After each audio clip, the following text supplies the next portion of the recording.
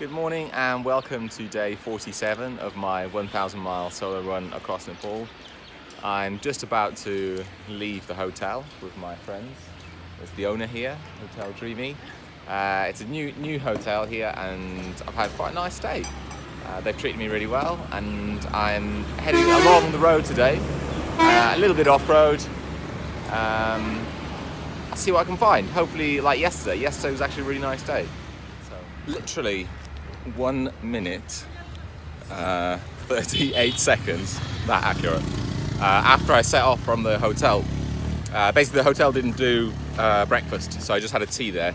But I stumbled across this food place, and it looked popular with locals. Had lots of buses parked outside it. Basically, it's like the best example of a really optimized food business that I've seen here.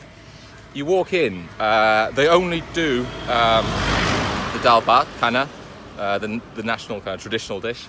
You walk in, you say meat or veg, they give you you pay for it, they give you a ticket, you sit down, someone comes over, you give them the ticket, and they just bring out food. So they're constantly cooking a lot of all of the ingredients, loads of rice, loads of dal, and all the little bits and pieces to go with it, the little curry and the spinach. But basically, they've got like really good economies of scale going on.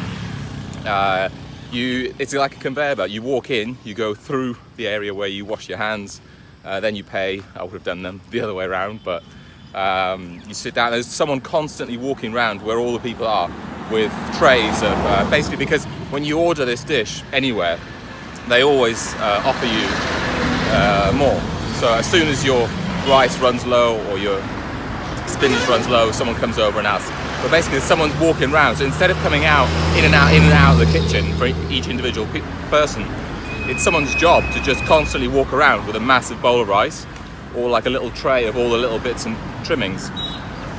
It's just quite impressive, just the way that it's set up, and the cashier is just constantly busy. There's constantly a queue, constantly taking money. They must be making a lot.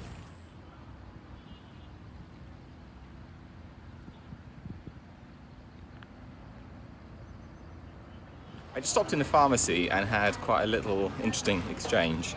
Basically, I was chatting to the guy who works there, and I couldn't quite understand what he was saying, but I thought he was talking about job in the UK, and I kind of just assumed he was asking me, as a few people have done.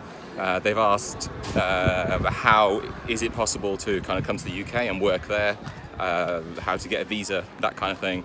And normally I've said to people that it is quite difficult, but if you have like a special skill, i.e. doctor, nurse, something with a specialty, then there are possibilities. And I thought with him being a pharmacist, I thought that's what he was asking. So I was kind of saying like, yeah, it's possible because you have a skill, so maybe, look into it. I'm no expert. And he was saying, no.